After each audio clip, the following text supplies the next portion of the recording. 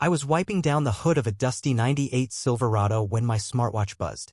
I expected it to be a parts shipment or maybe a weather alert, anything but what popped up. A shared invoice notification from Emery. My wife. Split evenly, it said. For $2,400. Half of a ski lodge bachelorette weekend. Some cousin's pre-wedding blowout. I just stood there for a second, rag in one hand, jaw slack. Then it hit me, Emery was in Denver that weekend. Said she was at a tech conference. I remember because she skipped my birthday. Again. 6th year in a row. I just stared at the screen. The invoice broke it all down. Ski rentals, luxury suite, hot tub cleaning fee, seriously, a line item for VIP club access. I don't even know what that means. What I do know is that I had spent my birthday eating drive-through tacos in the shop's back room with my apprentice, Dylan, who didn't even know it was my birthday. That weekend she called me once, blurry reception and some rushed excuse about keynote speakers and workshop schedules. She was probably at the hot tub then. I guess the reception in the Rockies is perfect when you're lying. I dropped the rag and walked straight to the garage sink. My stomach was doing that slow-turning thing it did back in high school when I got caught forging my mom's signature for a field trip. But this felt worse. Like I'd just been mugged by someone who was supposed to be on my side. I glanced around the shop. Dylan was still fiddling with the carburetor on the Mustang rebuild. Hey Logan, you think it's the jets? Or he started, but I cut him off. Lock up when you're done, I said flatly. He blinked. You good? I didn't answer. Just grabbed my jacket and walked out. The gravel crunched under my boots as I made my way to the truck. The invoice was still open on my watch, bold and cheerful like it was just some everyday transaction. But to me, it might as well have been divorce papers. I sat in the cab for a few minutes, staring at the windshield like it might offer me a better explanation than the one swirling in my head. She hadn't just lied about where she was. She wanted me to pay for it. 3 weeks ago, I'd left a card on the kitchen counter on my birthday morning. A dumb little thing. Said Logan's Day on the front in silver letters. Inside, I wrote something like, hope you're safe and happy in Denver. We'll celebrate when you're back. She never opened it. I found it still sealed on the counter when I took the trash out 2 days later. I don't know what made that little memory resurface, but it punched the air out of my lungs. That card had sat there like a dog waiting by the door. Loyal. Unnoticed. That's how I'd felt for years. I turned the ignition and pulled out of the shop lot, gravel kicking up behind me. I didn't have a plan yet. I just knew one thing. This marriage was held together by autopay and I was finally shutting it off. I didn't go home right away. Instead, I drove around for a while. Past the diner where Emery used to wait tables back in college. Past the high school football field where we sat on bleachers drinking gas station wine the night we got engaged. Places that used to mean something. Now they just looked like set pieces in someone else's life. It was dark by the time I pulled into the driveway. The porch light was off. House looked peaceful from the outside, like nothing was wrong. That made it worse somehow. I walked through the front door without flicking on the lights. I didn't want to see the pictures on the wall. The one from our Grand Lake anniversary trip, the last time she looked at me like I was still her person. The one from her cousin's wedding where she posed in a champagne dress while I held her clutch like some damn assistant. I went straight to the garage. The lockbox was still where I left it, bolted behind the paint shelf, hidden under an old drop cloth. Inside were all the essentials: passports, social security cards, birth certificates, and a flash drive with backups of every business document I'd ever filed. I grabbed everything. Then I took out the duffel. Already packed from a fishing trip I canceled 2 months ago because Emery had plans. Tossed in a couple more things: jeans, chargers, some cash I'd stashed from side jobs. Back inside, I sat at the kitchen table and opened my laptop. I had 15 browser tabs open before I finished my coffee. First, I transferred my share of the business revenue into a new account, just mine. Emery didn't even work, but somehow she had access to every dollar that passed through my hands. That ended tonight. Next, I pulled all funds from our joint checking. Then the savings. I left exactly $5 in each. Enough that the accounts wouldn't trigger an automatic freeze. I moved the shop's payroll system, the one she used to peek at now and then, into a new administrator account. Changed all passwords. Logged every change in a spreadsheet and emailed it to myself twice. Then came the small stuff. The punch card at the diner, she used mine more than I did. Gone. The grocery delivery service with both our names on it? Cancelled. Finally, I opened Venmo. Typed in her name. $5. Memo line, not covering your slope anymore. Hit send. I sat there for a while after that. Nothing moved. Nothing made noise. An hour passed.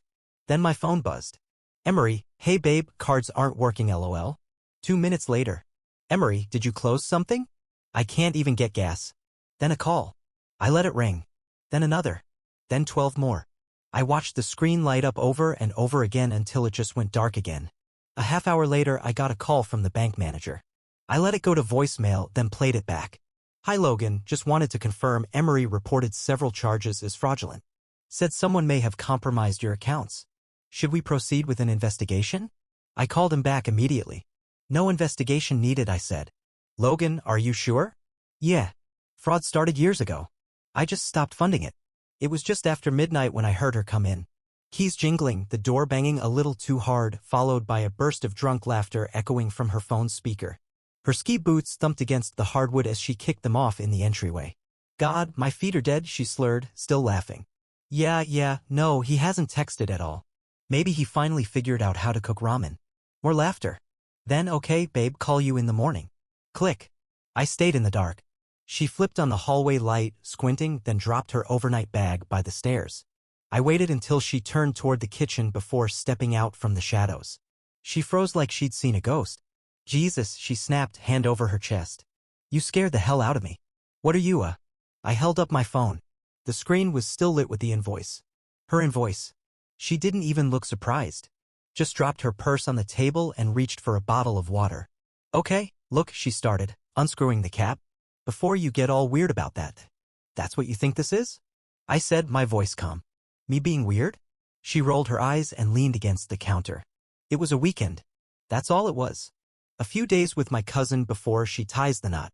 You hate the kind of thing anyway. And you told me you were at a conference. I was, she said quickly. In a way. I tilted my head. In what way? She didn't answer. I took a slow step forward. You missed my birthday. Again. For the 6th year in a row. Okay, now you're being dramatic. I didn't speak right away. Just stared at her until her smirk started to slip.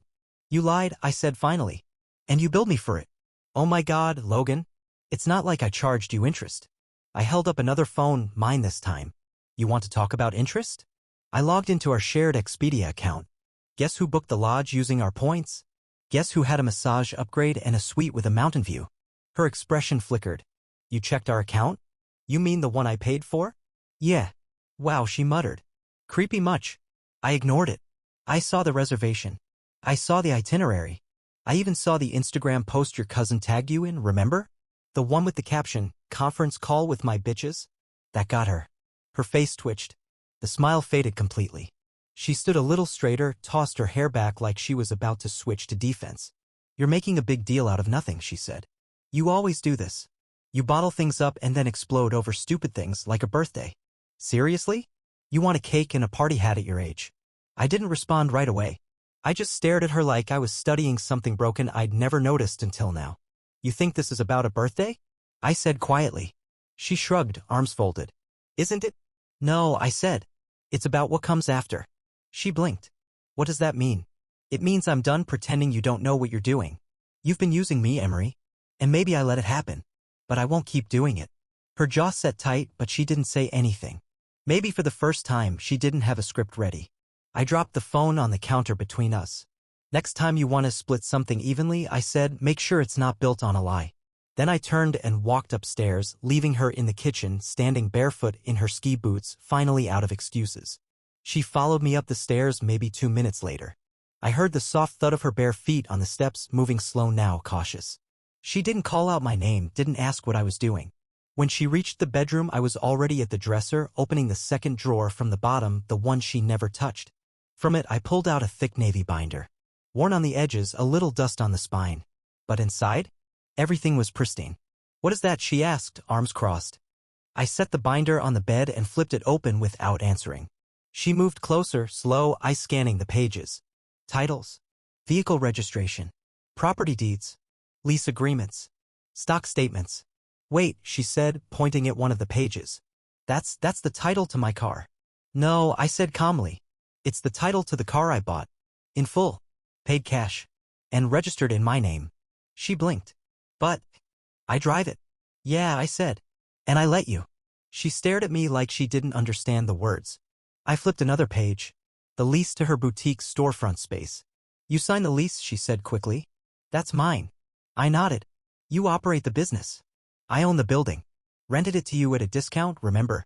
No, you. I thought you just co-signed. Nope. It's in my name. Entirely. Her voice shook a little now. You can't just throw this in my face. I'm not, I said.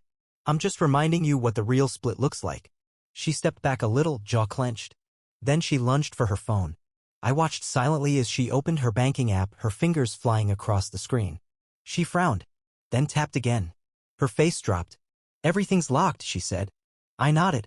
I can't access the cards. Correct. My boutique account's been frozen. I moved the business credit line under my personal account, I said. I was the primary signer.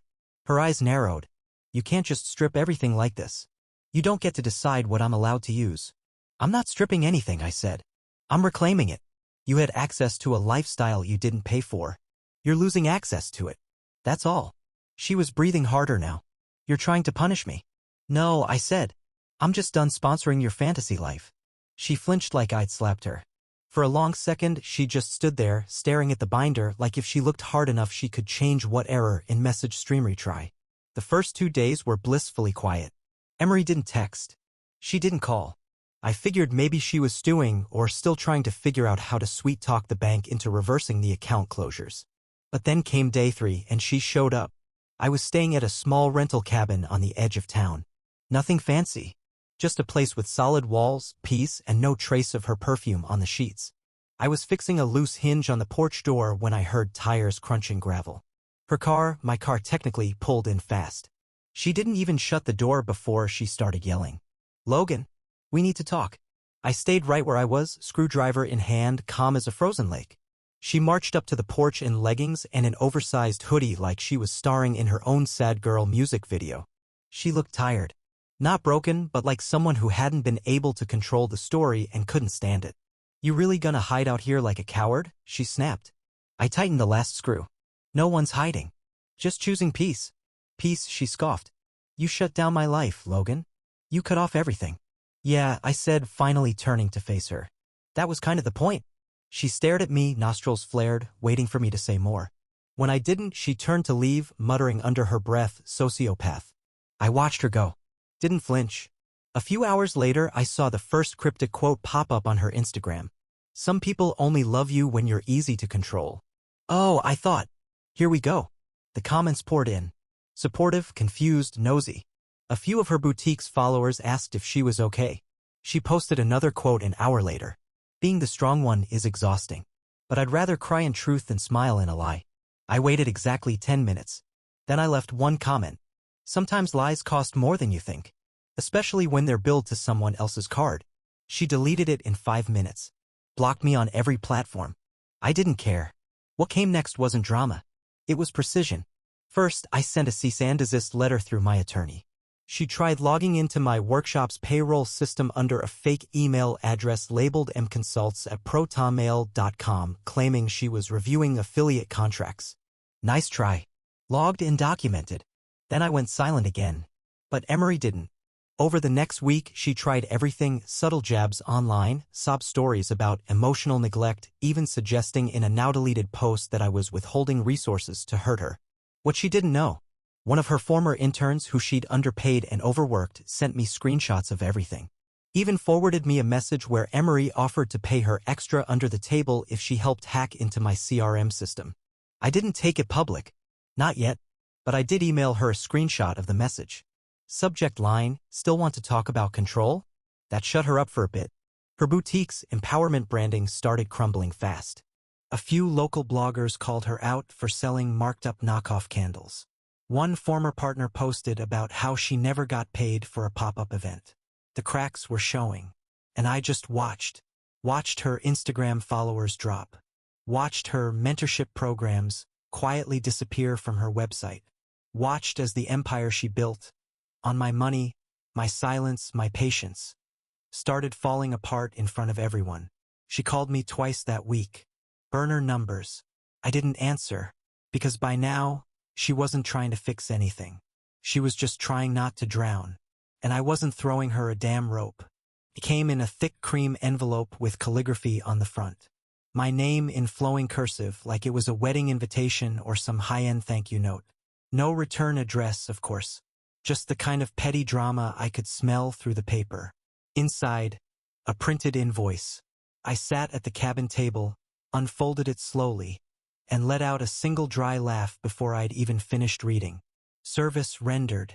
Emotional labor, $420,000. Moral support, $275,000. Patience with mediocrity, $195,000. Tolerance of your silences, $60,000. Total due, $950,000. Typed at the bottom, bolded and underlined, because loving you was the hardest job I ever had. There was even a QR code. Dead serious. It led to her PayPal. I didn't yell. I didn't even sigh. I just set the paper down next to my coffee and laughed again. Low, tired, from the chest. The kind of laugh you let out when you finally realize someone's been playing a game you never agreed to. I scanned the document, took a photo, and forwarded it straight to my attorney. Subject line, Exhibit A. No explanation. She'd know what to do with it. Then I sat back and let my thoughts drift. Not to her, but to me. To how long I'd spent in that marriage believing that her coldness was stress, her detachment was independence, her avoidance was just her way. But it wasn't. It was rot. Emotional rot, dressed up in ambition and filtered selfies. I thought about the weekend I got sick. Some brutal stomach virus that kept me in bed for 3 days. She never brought me soup. Never checked my temperature. Just said, try not to get anything on the sheets. And went out to brunch. That was 2 years ago. I remembered it clearly because that was also the weekend she posted a picture of us on Instagram. Me looking pale and half dead in the background. Caption. Love means being there. Even in the messy moments. I used to think if I worked harder, she'd soften. If I loved quieter, she'd hear it louder. I was wrong. So I did one last thing. I opened the Dropbox folder I'd been updating since the fallout began. Screenshots, photos, voice memos, all the receipts I never planned to use until now.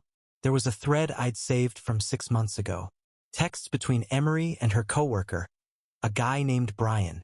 Late-night messages. One of them said, if Logan were just a little warmer, I wouldn't need this. That one stung. Not because I didn't see it coming, but because I had once believed she needed me. I zipped the folder and sent it to Brian's wife. Found her through a tagged anniversary post on Facebook. Her reply came 3 hours later. Thank you. I thought I was crazy. Now I can breathe. That was it. No drama. No confrontation. Just a clean break for someone else who'd been living under the weight of Emery's curated chaos. I shut my laptop, took a deep breath, poured myself a drink. She'd sent me an invoice for nearly $1 million in fake pain. But in return, I'd just freed 2 people from one very expensive lie. It didn't happen all at once. It started like a slow leak, just enough to notice if you were looking. A boutique customer left a 2-star review about being charged twice.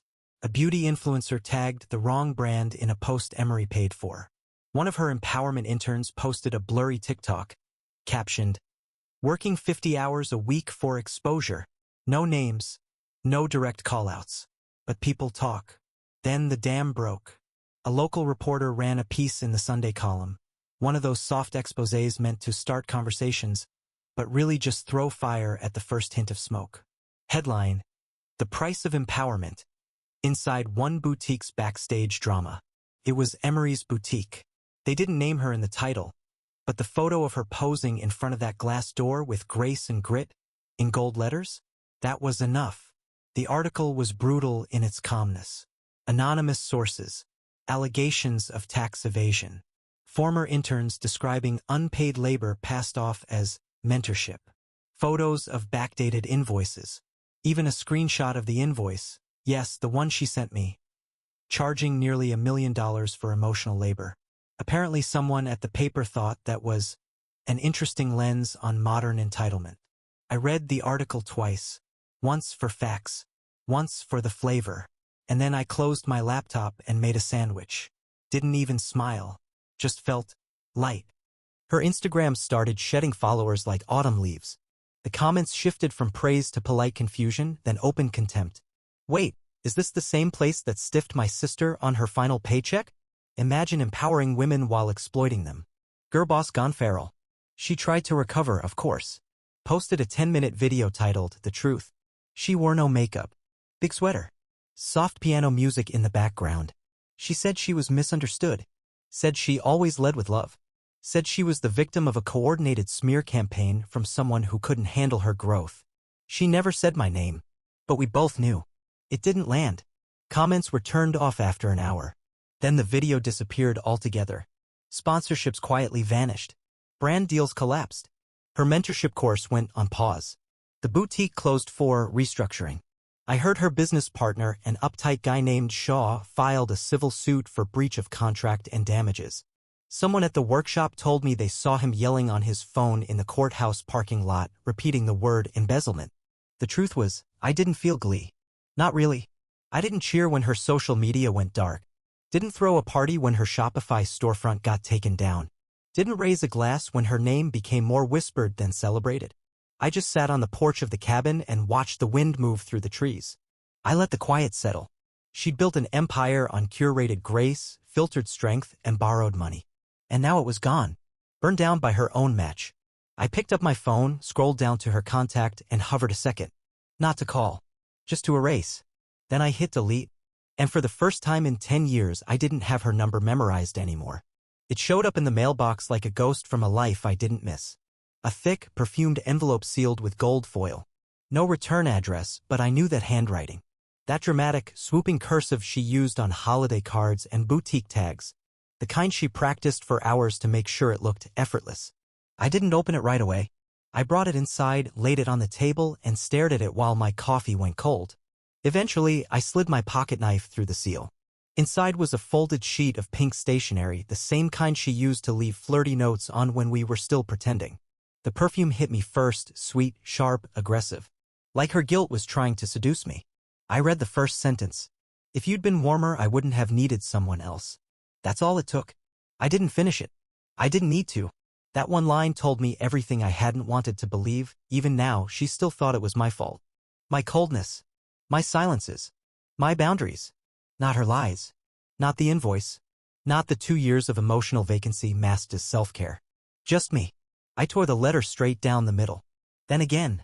4 pieces, then 8. I dropped them in the trash without a second thought.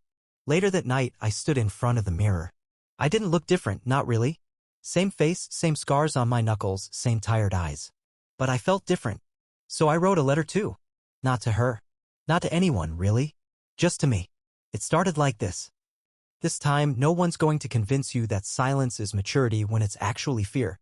No one's going to tell you love means funding someone else's fantasy while starving your own needs. I wrote about how long I let myself shrink.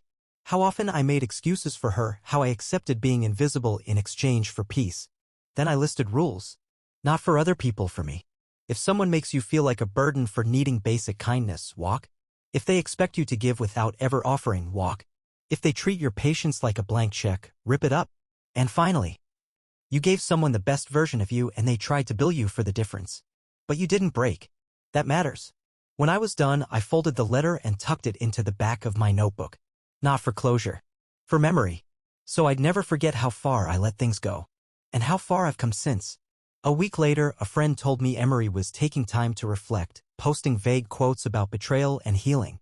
The kind that make you look like a victim when you've run out of people to manipulate. I didn't check. I didn't need to. Some people write to blame. Others write to remember. And that night I slept without waking once. It was a cool Sunday morning, late April. The kind of morning where the light hits just right and you remember how much peace there is in simplicity. Birds chirped in the distance, soft wind rattled the leaves, and I was underneath a truck axle with grease on my palms, humming along to an old Tom Petty song playing from the radio. That's when I heard footsteps on gravel. Logan? I slid out from under the truck and squinted against the sun. She was standing there in a denim jacket and work boots, holding 2 coffees and a brown paper bag that smelled like cinnamon rolls. Her name was Claire. She owned the plant shop next to the hardware store. We talked maybe a dozen times over the past couple months, little things. Paint colors. Soil types.